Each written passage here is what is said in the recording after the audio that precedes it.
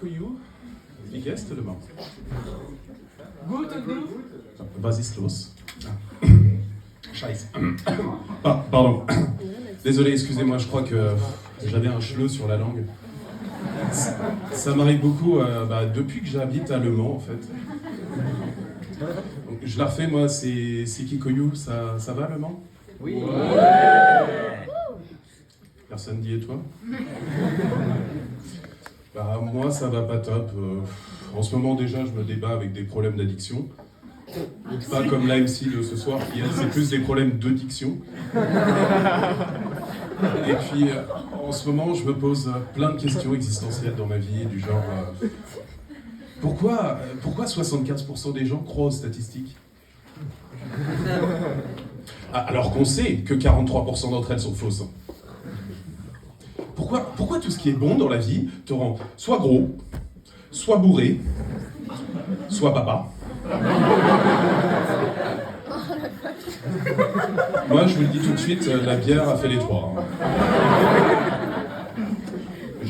Je suis papa, ouais. Merci. Pour voir, il y a des papas dans la salle? Oui. Condoléances, hein. C'est dur d'être papa. Quand tu deviens papa, tout change dans ta vie, mais vraiment tout. Déjà, le premier truc qui change, c'est ta meuf. T'as rencontré une nana fraîche il y a quelques années dans un bar. Puis tu te réveilles un matin, à côté d'une MILF.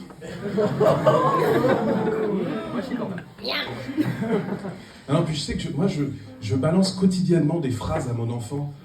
Oh putain, j'aimerais tellement que ça soit dans un autre contexte. Tu sais, quand je suis là, je lui dis allez, sois gentil, ouvre la bouche et avale. Putain, et je préfère dire ça à sa mère. Hein. Je crois que la phrase qui me rend le plus triste, c'est allez, enlève ta culotte, papa va te mettre de la crème. Quand t'es face à un gamin de 3 ans et que tu n'es même pas pédophile, c'est chiant. Moi, je me revois comme c'était hier, en train de dire à ma meuf, t'inquiète, je me retire avant.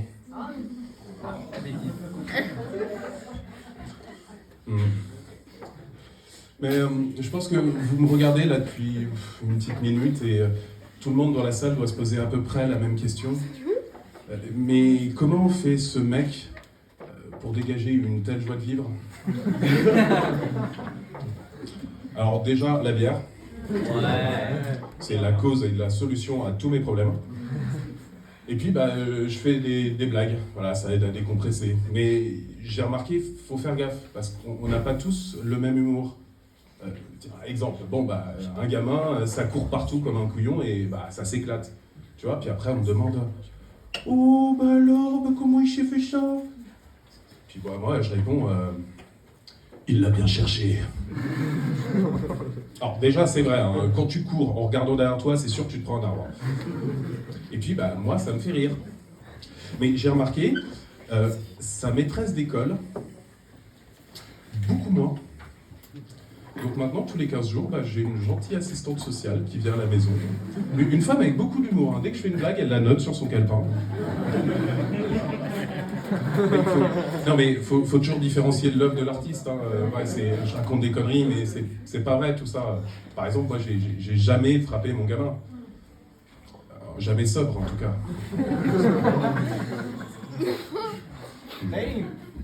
Non mais j'en dis du mal de mon gosse, mais en vrai... J'en suis content, ça passe. Il est beau, il est mignon, il plaît aux femmes. Enfin, ça se voit, le gland n'est pas tombé très loin du chêne. Et puis, je sais pas si vous savez, mais un gamin, c'est un peu comme une carte sortie de prison au Monopoly. Ça te permet de te tirer de ces galères. Tu sais, genre, t'es un événement socialement où t'es obligé d'être là, puis c'est chiant. Disons, genre le mariage de ta cousine, tu vois. Et en plus, événement qui peut être gênant, surtout si tu te l'es tapé avant le marié. Je dis pas ça spécialement pour toi, Jason. Non, parce que je sais que vous êtes plusieurs à vous l'être tapé dans ta famille, donc c'est... si vous posez la question, qui est Jason? C'est un humoriste qui va passer après.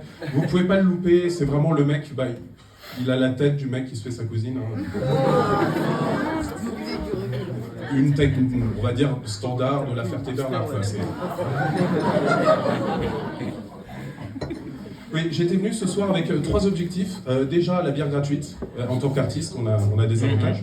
2, la thune, parce que vous êtes rentré gratuitement, mais pour sortir, va falloir payer. Et troisièmement, je me suis dit, je vais me défoncer Jason. Voilà, c'est l'objectif de la soirée. Réussir à me faire sa ville natale et sa famille en même temps, ça c'est cadeau, c'est gratuit, c'est pour vous, c'est du bonheur. D'ailleurs, non, attendez, quand je dis me faire sa famille, non. Surtout que moi je l'ai vu sa cousine. Hein. Enfin, bref, j'en étais où moi? Ah oui, je disais, un gamin c'est vachement pratique pour se barrer de ce type d'événement. Bah t'es là, t'es assis, tu le prends sur tes genoux et tout d'un coup bah tu le pinces un bon coup là. Dès qu'il se met à chialer sa race, ce qui arrive souvent peu de temps après, toi tu le prends dans tes bras et tu cours. Pardon. Et tu t'en vas. Alors attention, ce genre de petits trucs, ça marche surtout quand l'enfant est petit. Hein. À partir de la puberté, on évite. Enfin, sauf si t'as un gamin spécial. Hein. Là, t'es le roi des files d'attente. Hein. Dès que tu sors, tu l'emmènes avec toi. Là. Papa, dois aller à la poste. Tu viens, Jason? Oui, papa, il arrive.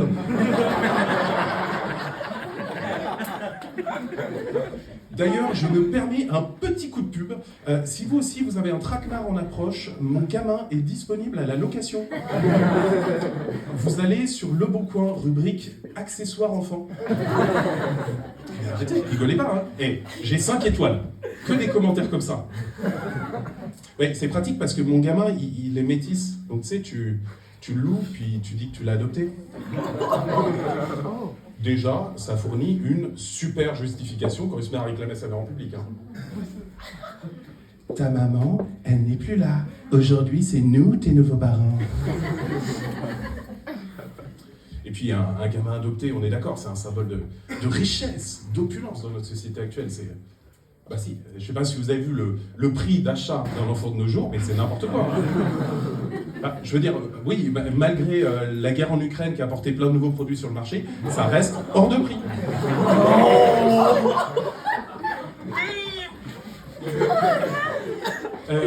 Je vais me permettre une dernière petite réflexion. S'il y a en tout cas des hommes dans la salle qui songeraient à la paternité, peut-être sur la pression de leur douce moitié. Voilà, petite réflexion. Le meilleur moment dans la vie d'un père, c'est 9 mois avant.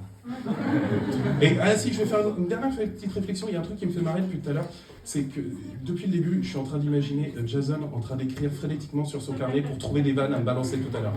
Voilà, c'était tout pour moi, c'était Kikoyou, merci.